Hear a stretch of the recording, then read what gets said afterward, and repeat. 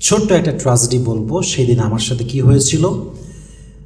5ই August যেদিন দেশ স্বাধীন হয়, সেই দিন মানুষের গণ্ডগোলের জন্য, মানুষের লুটপাট করার যে মনোমানসিকতা, আঘাত করা এবং আগুন দেওয়ার যে মনোমানসিকতা, সে আগুনটা আমার বাসাতেও লেগেছিল।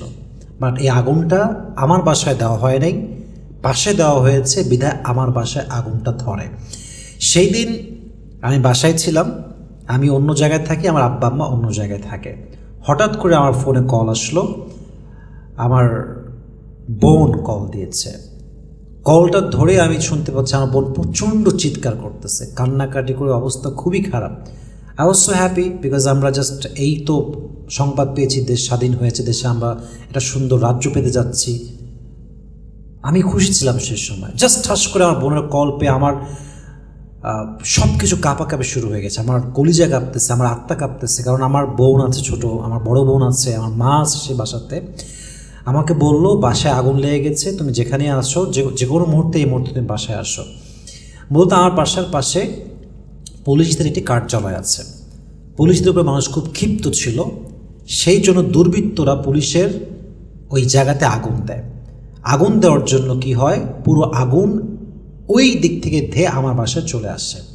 এবং পুলিশের ওই যে কার্যক্রমের প্লেসটা, যেই জায়গাটা, যেই প্লেসটা, ওইটা এবং আমার বাসার দুইটা দেওয়াল একদম অ্যাটাচড। 2 ইঞ্চি বা এই হালকা পরিমাণ ফাঁক হবে, একদম অল্প জায়গার ভেতরেই দুইটা জায়গা, ওটা একটা, আমাদের বাসা একটা। তো যখন আগুন লেগে যায়, আমার মা প্রথমে বুঝতে পারেন নাই। আমার মা বাসায় ছিলেন, আমার ছোট্ট একটা বোন আছে বুসরা, সেও বাসায় ছিল। তো আমার রুমটা হচ্ছে ঠিক পুলিশের, মানে যেখানে আমি থাকতাম এক সময়, খুবই কম থাকা হয়, এখন বাসায় গেলে মাঝে মাঝে থাকি, সেই রুমের সঙ্গে হচ্ছে পুলিশের ফাঁড়িটা। তো আগুন যখন লাগে, আমার মা গরম গরম ফিল করছিলেন বাসার ভেতরে। যখন তিনি আমার রুমের দিকে আসে, তখন দেখছে পুরো দাউ দাউ করে আগুন বাসার দিকে ধেয়ে আসতেছে। জাস্ট যদি 5 মিনিট আর লেট হতো, আমার পুরো বাসা পুড়ে ছারখার হয়ে বাসার পুরো সংসারের সমস্ত আসবাব নষ্ট হয়ে যেত।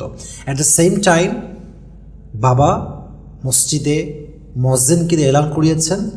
মুয়াজ্জিন সাহেব এলান দিয়েছেন যে আমাদের বাসাতে, এই বাসাতে আগুন লেগেছে এবং আগুন নিভানোর জন্য সবাইকে এগিয়ে আসতে হবে। আল্লাহর কি শুকরিয়া, সত্যি আল্লাহর শুকরিয়া। এলাকার মহিলা, মেয়ে, লোক, আশেপাশের সবাই বালতি নিয়ে, জগ নিয়ে, যে যা নিয়ে পেরেছে সবাই আসছে এবং পুলিশ ফাঁড়িতে আগে তারা আগুন নিভিয়েছে এবং ওখানে নিভানোর জন্য আমার বাসায় পুরো আগুন লেগে ধ্বংস হয় নাই। বাট যদি সেদিন মানুষ এগিয়ে না আসতো, জনগণ, তারা পুরো বাসাটা পুড়ে ছারখার হয়ে যেত। এজন্য আমি তো বেঁচে গেছি, আমার পরিবার বেঁচে গেছে, বাট অনেকের পরিবার আছে যারা এইরকম দুর্বৃত্তদের হাতে পড়ে জীবনও গেছে, অর্থ সম্পদ সব গেছে। ঠিক কিনা বলেন যুবক ভাইয়েরা? এটা আমাদের জন্য খুবই লজ্জার বিষয়, খুবই লজ্জার বিষয়। তো যারা দেশে অরাজকতা তৈরি করছেন, দুর্বৃত্তরা যারা আঘাত করছেন, আমাদেরকে সোচ্চার হতে হবে। প্রত্যেকটা মোড়ে মোড়ে, বাসার সামনে, এলাকার মোড়ে, বাসার গলিতে আমরা সোচ্চার থাকব যতক্ষণ পর্যন্ত দেশ শান্ত না হচ্ছে। আমাদের নিরাপত্তা আমাদেরকেই সুনিশ্চিত করে বাঁচতে হবে। ঠিক কিনা বলেন? বিশেষ করে যারা পুরুষ আছেন, তারা ট্রাই করবেন ডিউটি দেওয়ার জন্য বাঁশ নিয়ে, লাঠি নিয়ে দাঁড়ায় থাকবেন।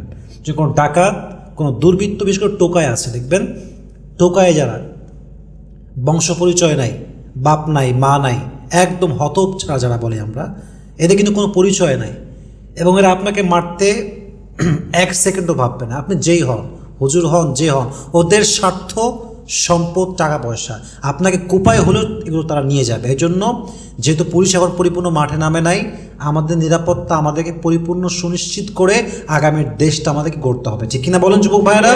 আল্লাহ আমাদের সবাইকে হেফাজত করুক, আল্লাহ আমাদের সবাইকে নেক হায়াত দান করুক। আমরা সকলেই মন খুলে পড়ছি আমিন।